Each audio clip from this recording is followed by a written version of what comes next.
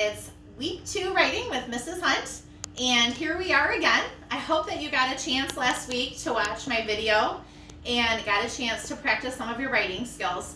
So this week, kind of written it out. I don't know if you'll be able to see this really good, but it's kind of to help me remember what it is that I want to say. So our writing this week is going to be focused on Earth Day. And if you joined us on our Zoom yesterday, we talked about what Earth Day is. So Earth Day is when events are planned to help protect the Earth.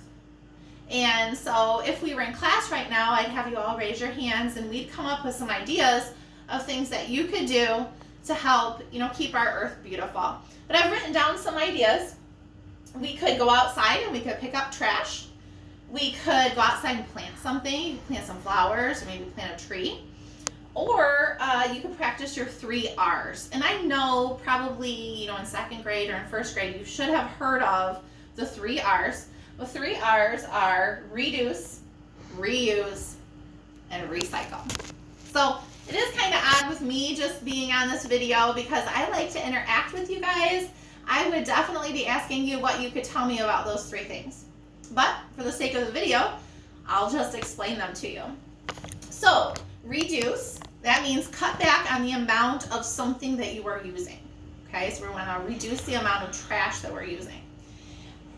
Reuse, we want to find a new way to use something. And recycle means using trash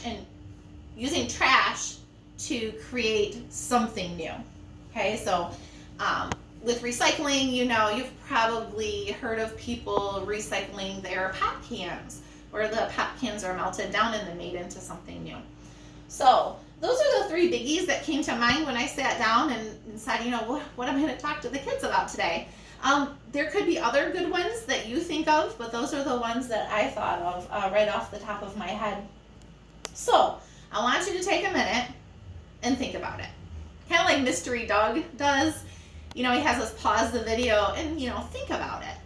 What could you do to help, keep our Earth beautiful and protect the Earth? So think about that for a second. And once you've thought about it for a second, you're going to be writing about whatever you chose. Just this morning, my daughter woke up and she said, "Mom, let's go out and pick up trash for Earth Day." And that's what we did. We took a trash bag, we walked around our yard and just picked up things that have blown around from the winter. A lot of times when, there's snow and rain, things get left out there and it's cold. And then when it warms up, you go out and you can pick up stuff. So you can do that at your very own house. And it doesn't even have to be Earth Day. You can do that kind of stuff every day. You might have heard the saying, every day is Earth Day. All right, well, as we move on, I'm going to go ahead and take this line down. Hopefully the other one won't fall down. Just lay that down. I'm going to go through the steps of the writing. So in our classroom, we always do this. We write it all down on the board so we know exactly what you're going to do. And, I'm not there with you to give you anything. A lot of times I give you like an organizer or something.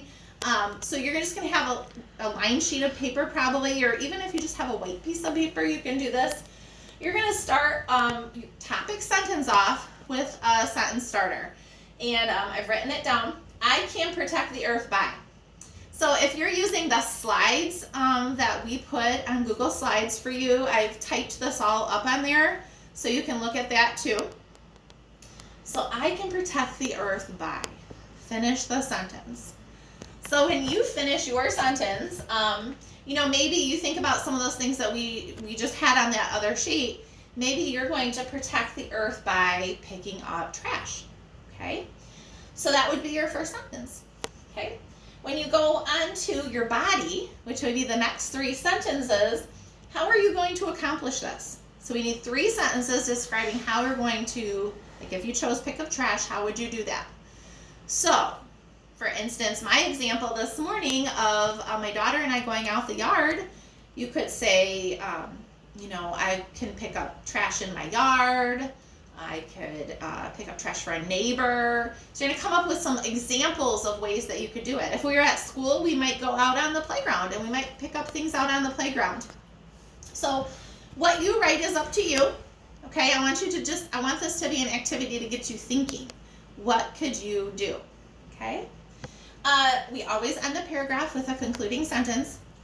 And I want you, in your concluding sentence, my favorite way to do a concluding sentence is to give a final thought or feeling. But you always want to put in your concluding sentence, you're going to kind of wrap it up, what you're saying. Okay?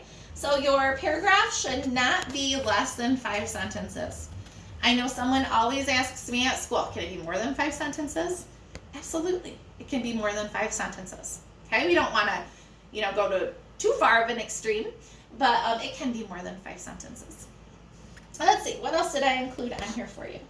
Oh, remember to use your best handwriting and practice all of the things that we have been practicing all year. Okay, we've spent so much time practicing, starting sentences with a capital, ending with the right punctuation, writing in complete sentences, using our best spelling. So even though I'm not there to remind you of those things, I need you to help remind yourself that to be a good writer, you should be including all of those things in your writing. So once you've got something that you think looks pretty good, you get to decide if it's done. Maybe have somebody in your family read it and see what they think. Share it with your mom, your dad, maybe a brother or sister. I would be really excited for any kids who want to take a picture of their writing and have their parents send it to me, maybe through ClassTag, so I can read what you're writing. Trying to think.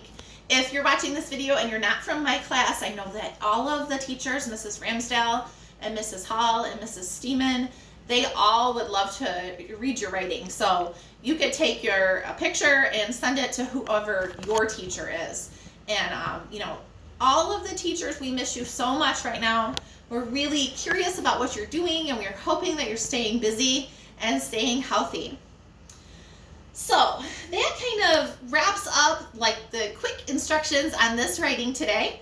I also want to talk to you about if you have been on the slides for week 2, and the 2 slides that I did for writing, they're kind of a green color, and on one of them I have put a nature scavenger hunt.